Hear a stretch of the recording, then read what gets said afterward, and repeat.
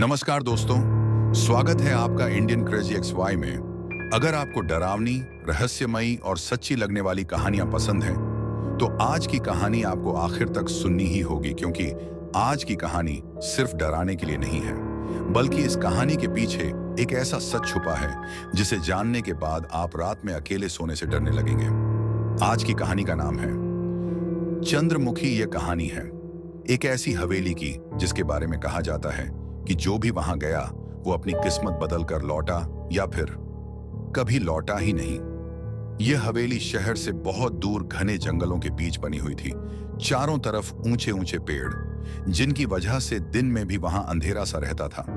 गांव के लोग उस रास्ते से गुजरते वक्त सांस रोक लेते थे और हवेली की तरफ देखने की भी हिम्मत नहीं करते थे, क्योंकि सब जानते थे कि उस हवेली में कोई रहता है और वो कोई इंसान नहीं है।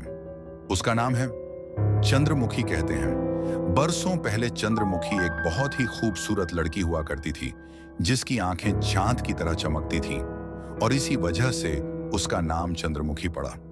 लेकिन एक रात उसके साथ कुछ ऐसा हुआ जिसके बाद उसकी आत्मा को कभी शांति नहीं मिली। आज भी हर अमावस की रात उस हवेली से पायल की आवाज आती है और किसी औरत के रोने की आवाज जो सुनने वाले की रूह तक हिला देती है। इसी कहानी के बारे में एक दिन राहुल को पता चला। राहुल एक यूट्यूबर था जिसका सपना था कि उसका चैनल जल्दी से वायरल हो जाए।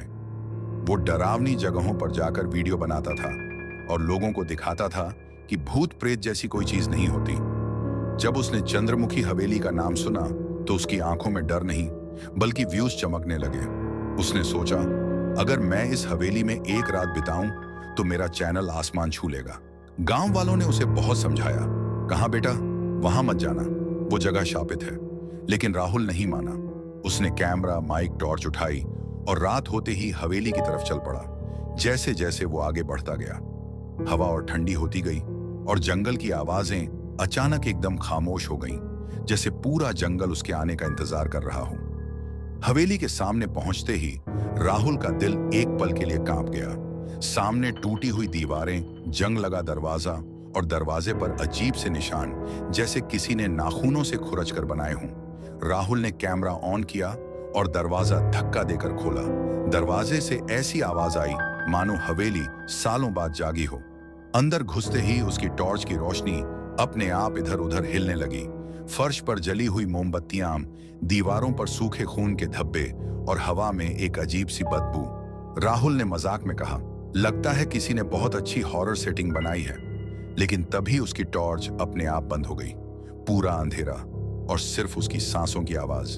तभी पीछे से किसी औरत की हंसी सुनाई दी, धीमी, ठंडी और बहुत डरावनी।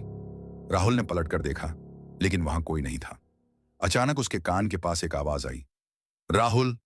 उसका शरीर सुन्न पड़ गया क्योंकि उसने अपना नाम किसी को नहीं बताया था। दीवार पर एक परछाई उभरी जो इंसान से लंबी थी। उसके बाल खुले हुए थे और उसकी आंखें अजीब तरह से चमक रही थीं। परछाई धीरे धीरे राहुल की तरफ बढ़ने लगी। राहुल पीछे हटता गया, लेकिन उसके पैर जैसे जमीन में धंस गए हों। तभी उसके कैमरे में अपने आप रिकॉर्डिंग तेज हो गई और स्क्रीन पर एक चेहरा दिखाई दिया। वो चेहरा चंद्रमुखी का था।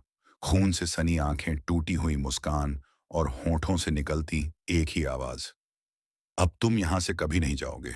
अचानक कैमरा जमीन पर गिर गया और सब कुछ अंधेरे में डूब गया। हवेली में सिर्फ चंद्रमुखी की हंसी गूंज रही थी। लेकिन सवाल यह है, क्या राहुल जिंदा है? क्या वो उस हवेली से बाहर निकल पाया?